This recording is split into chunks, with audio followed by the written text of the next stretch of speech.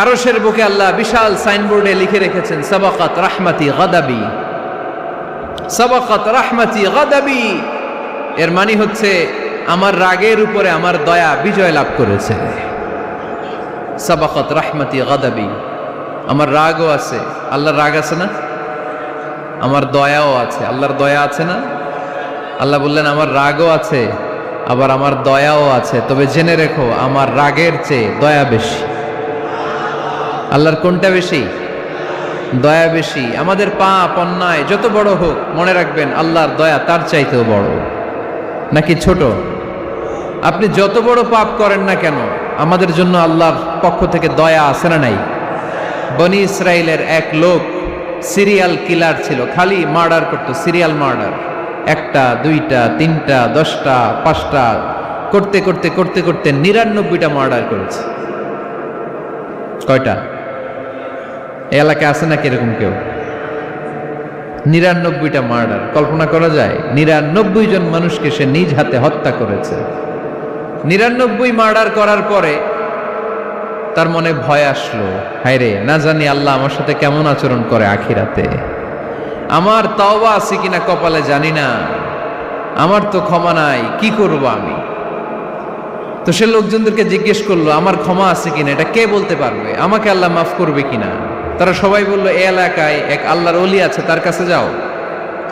সে আল্লাহর ওলির কাছে যেয়ে বলে, ও আল্লাহর ওলি, আমি 99টা হত্যা করেছি, 99টা মার্ডার, আমার কপালে ক্ষমা আছে কিনা তুমি একটু বলো। আল্লাহর ওলি কই, কি বললা?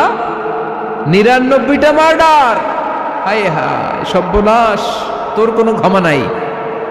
এবার যে মার্ডার করছে ও কয় আমার যেহেতু ক্ষমা নাই, তোরে বাঁচায় রেখে লাভ কি, তোরেও দিলাম শেষ করে।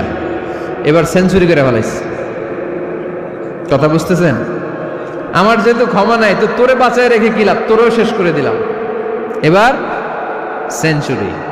সেঞ্চুরি করার পরেও ভয় আছে না নাই অন্তরে? অন্তরে তো আল্লাহর ভয়, কই যাবে? খুঁজতে লাগলো কে সমাধান দিতে পারবে। একজন বলল ওই এলাকায় একজন বড় আলেম আছে, ওই আলেমের কাছে যা। সে আলেমের কাছে যেয়ে বলে, আলেম, আমি 99টা হত্যা করেছি, এখন আমার বড্ড ভয় হয়, আল্লাহ আমারে মাফ করবে কিনা, তুমি একটু আমারে বলো। আলেম বলে, তোমার গুনাহ যত বড়ই হোক আমার আল্লাহর দয়া তার চাইতেও বড়। তুমি কি পাপ করেছো, কি অন্যায় করেছো? তুমি জানো না আমার রব কত মেহেরবান, তিনি কত দয়ালু, তিনি ভালোবাসার আধার, তিনি করুণার আধার। তোমার পাপ অন্যায় যদি হয় খালের পানির সমান, বিলের পানির সমান, আমার আল্লাহর দয়া সাগরের পানির সমান। তোমার পাপ আর অন্যায় যদি হয় পাহাড়ের সমান, আমার আল্লাহর ভালোবাসার দয়া হচ্ছে আকাশের সমান। তুমি যদি তওবার মতো তওবা করতে পারো, ক্ষমার মতো ক্ষমা চাইতে পারো, চোখের পানি ছেড়ে, চোখের পানির বড় দাম, চোখের পানির মধ্যে বিশাল কারিশমা, এটা আল্লাহ খুব পছন্দ করে। 2 ফোঁটা পানি আল্লাহ পছন্দ করে। এক, জেহাদের ময়দানে শহীদের গা বেয়ে ঝরে পড়া রক্তের ফোঁটা।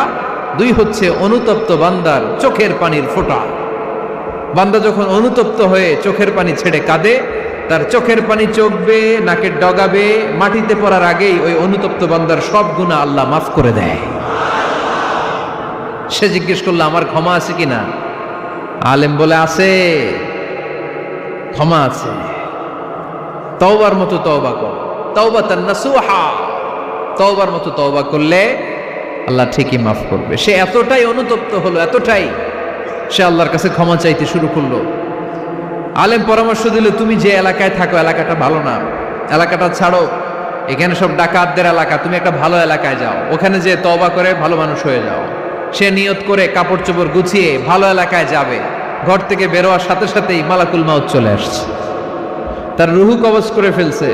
এখন রুহু কে নিয়ে যাবে? ফাজাআত মালাইকাতুর রাহমা ওয়া মালাইকাতুল আযাব।